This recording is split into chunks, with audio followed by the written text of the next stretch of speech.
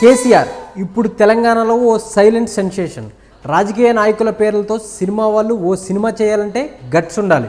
ఆ గట్స్తో జబర్దస్త్లో ఫేమస్ అయిన రాకింగ్ రాకేష్ తన అభిమాన నాయకుడు కేసీఆర్ పేరుతో సినిమా తెరకెక్కించాడు.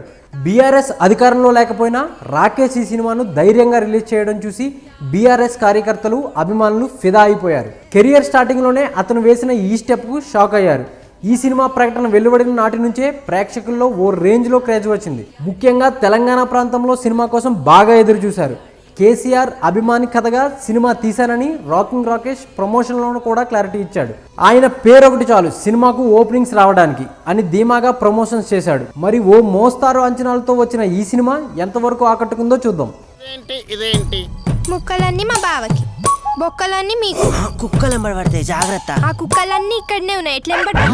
వరంగల్ జిల్లా నరసరాంపేట మండలంలో రంగాబాయి తాండాలో నివాసం ఉండే యువకుడు కేశవచంద్ర రామావత్ చిన్నతనంలోనే తెలంగాణ ఉద్యమంలో ఓ స్థాయిలో ఉండేది. ఆ సమయంలో కేసీఆర్ ప్రసంగాలు విని ఆయనకు విపరీతమైన అభిమానిగా మారతాడు. కేసీఆర్లా ఊర్లో అందరి నోళ్ళల్లో నానుతూ ఉంటాడు. చోటా కేసీఆర్ అని పిలుస్తూ ఉంటారు అక్కడి జనం. ఇక తనది పేద గిరిజన కుటుంబం కావడంతో కుటుంబానికి తానే దిక్కవుతాడు. తన కుటుంబం ఎలా అయినా పైకి రావాలని పట్టుదలగా కష్టపడుతూ ఉంటాడు. ఆ సమయంలో అతని మరదలు మంజు అతనితో ప్రేమలో పడుతుంది. ఆ తర్వాత ఇద్దరికి పెళ్లి చేయాలి అనుకుంటారు పెద్దలు. కానీ కెరియర్పై ఫోకస్ చేసిన అతను పట్నం అమ్మాయిని పెళ్ళాడితే జీవితం బాగుంటుందని, కుటుంబం ఆర్థిక పరిస్థితులు కూడా బాగుంటుంది అని ఫ్రెండ్స్ చెప్పడంతో ఆమెను పెళ్లి చేసుకోవడానికి ముందుకు రాడు. ఈ విషయం తెలిసిన అతని మామ భీమ్లా నాయక్ ఆగ్రహానికి గురై ఇబ్బంది పడతాడు. ఇదే సమయంలో ఆ తాండాలో ఉండే బాగా డబ్బున్న ఆసామి కూతురుతో కేశవచంద్ర సంబంధం సెట్ అవుతుంది. ఇక కేసీఆర్పై అభిమానం ఉన్న కేశవ కేసీఆర్ సమక్షంలోనే పెళ్లి చేసుకుంటా అని చెప్పి హైదరాబాద్ వెళ్తాడు.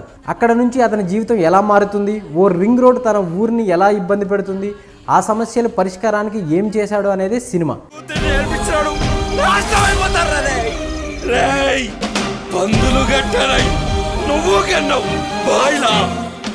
సినిమా గురించి మాట్లాడే ముందు టేకింగ్ గురించి మాట్లాడాలి.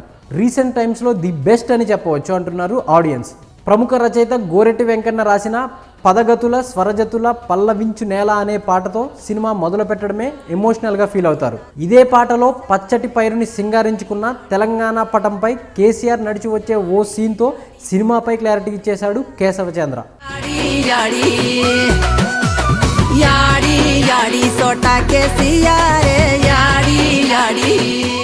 చిన్నతనంలోనే కేసీఆర్ ప్రసంగాల కోసం ఓ రకంగా పిచ్చోడైపోవడం, టీఆర్ఎస్ జెండా పట్టుకుని ఊరి వీధుల్లో ఊరేగే సీన్స్ చూస్తే ఉద్యమ రోజులే కళ్ళ ముందు కొనియాడుతాయి. సినిమాలో కేసీఆర్ అభిమానిగా మారే విధానం చాలా బాగా చూపించారు. కేసీఆర్ పాల్గొన్న బహిరంగ సభను కూడా బాగా వాడుకున్నారు. అదే టైంలో తెలంగాణ రావడం, అతను పెద్దవాడు కావడం, సొంత రాష్ట్రంలో తన ఊరు మారడం అన్నీ కూడా దర్శకుడు చాలా బాగా చూపించాడు. సినిమాలో ఎమోషన్స్ చూసిన వాళ్ళు మరో బలగం సినిమా అంటూ కొనియాడుతున్నారు. రాముడి చేయి కూడా పెద్ద పెద్ద ఋషులను తాకలేదు, చిన్న ఉడత పిల్లని తాకి. సెకండ్ హాఫ్ను చాలా జాగ్రత్తగా ప్లాన్ చేశారు. హైదరాబాద్లో అతను పడిన కష్టాలు చాలా ఎమోషనల్గా చూపించారు. కేసీఆర్పై అభిమానం, ఆయన్ను ఎవరైనా ఏమైనా అంటే ఎదురు తిరగడం, తెలంగాణ రాష్ట్రానికి ఎదురైన అవమానాలు, 60 ఏళ్ల పరాయి పాలనలో పడిన కష్టాలు చాలా బాగా చూపించారు. కొన్ని డైలాగ్స్ ఆడియన్స్కు గూస్ బంప్స్ రప్పించాయి.